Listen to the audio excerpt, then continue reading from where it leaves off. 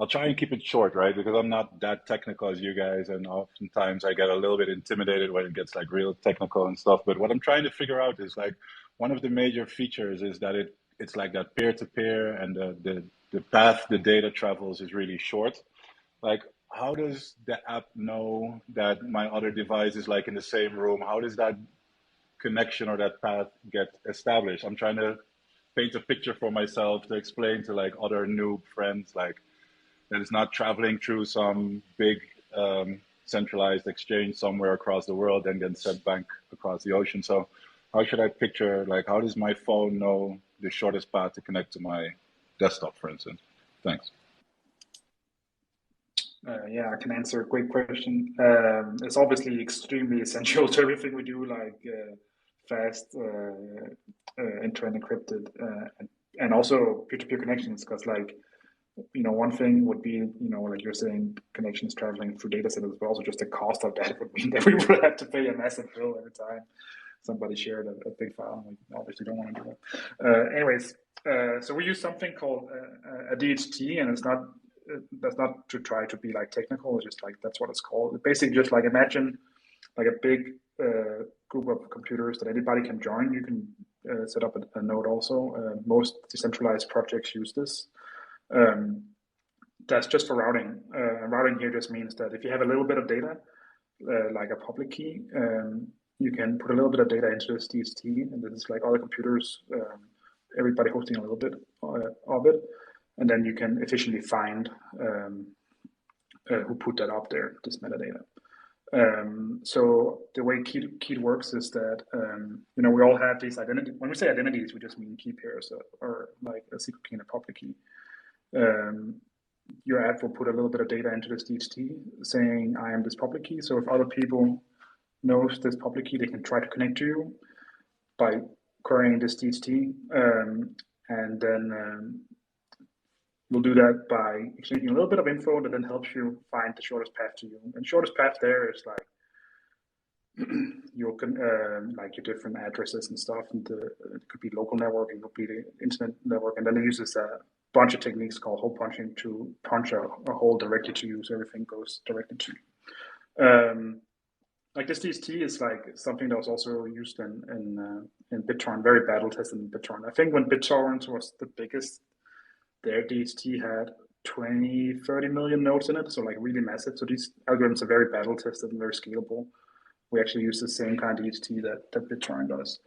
And the only tricky part about DHT is that you need to join it the first time somehow. So we run a couple of nodes that access the intro nodes, but any node can do, and you don't have to use those nodes if you don't want to. And we're working on a way where every time you share a link, you share more nodes, so you can don't have to get introduced the first time you boot the app by hours. But it's not really.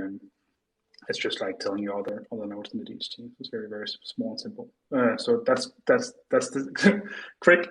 Trying not to be technical, but probably very technical TLDR. I hope that makes it make more sense. Yeah, I appreciate the attempt. I think it's a little bit too technical for me still to explain to my colleagues or whatever. But yeah, thanks for trying to answer the question. It's kind of like imagine. It's actually kind of funny because it's like your devices can do this. It's kind of like it's a really simple thing, right? It's kind of like if your device is next to another device, they can totally connect to each other on your local network. It's just really hard for our devices to communicate how to do this. And then if they can communicate that they're on the same network, for example, then it's easy. But if they're not on the same network, but like in the, if it's on your neighbor and you, then there's also a very short path to it. And then the problem is just that your phone and your computer and your ISP tries really hard to not make this happen. They really want you to go to data centers because your ISP doesn't like peer-to-peer traffic because they just lose money on it.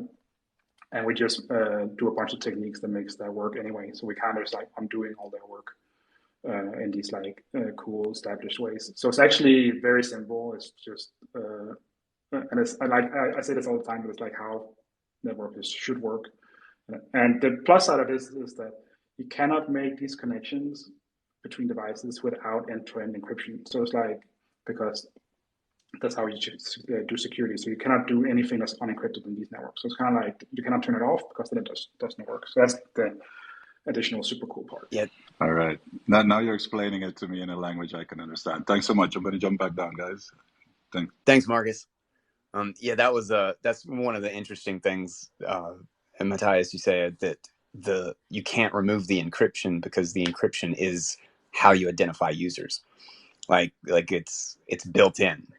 Like they're dependent on each other. It doesn't work without the encryption because that is the mechanism. Marcus, if I was like trying to super simplify it to explain it to somebody who had no idea how computers work, is, usually I'm connecting to, like, if we wanted to talk, like if we wanted to share messages or whatever on a Android phone, I'm connecting to Google and you're connecting to Google, and Google is just taking my message and giving it to you. But we're going through Google in all of these instances.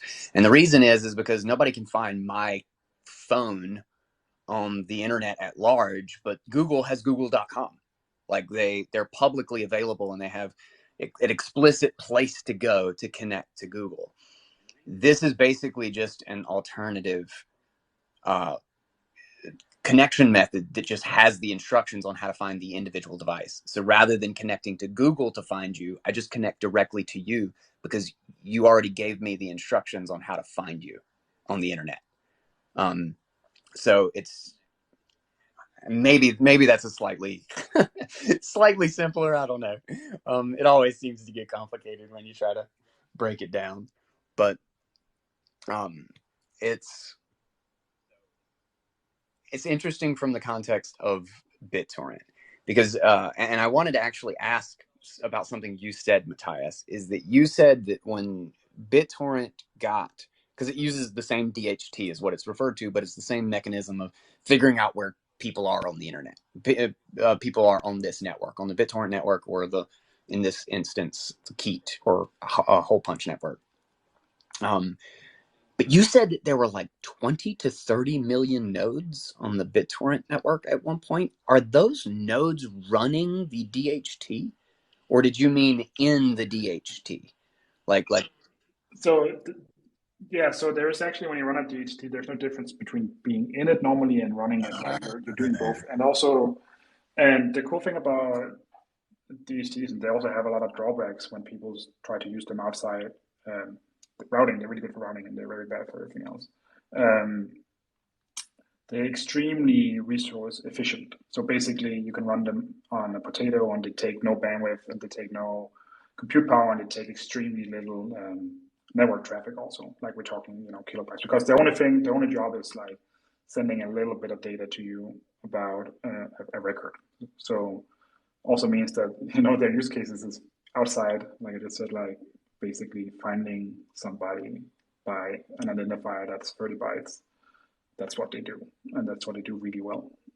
So it's super exciting technology. Yeah, but and the cool thing about a DHT, I think, is like the resilient aspect, because basically to kill a network, you have to kill its DHT. And it doesn't even kill the network; it just means that it's offline for a little bit.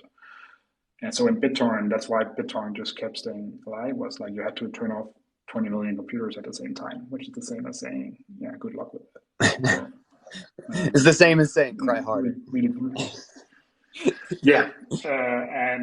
And what I love about DHTs also, I don't need to hijack this, but like, if you ever want to think about like, every time you read a paper or hear about technology, or like even I was talking about now, where like, this is resilient because blah, blah, blah. Something like BitTorrent was resilient because there was billions of dollars trying to shut it down and they couldn't. So it's like, you don't need better advertising than that. Yeah, that's a good point. So when you talk about, though, like there's no difference between getting the DHT and hosting the DHT, or so to speak, that, just like anybody having like a torrent or whatever, they're automatically seeding it. Is that the case with the DHT right now on Keet, or Hole Punch, I guess?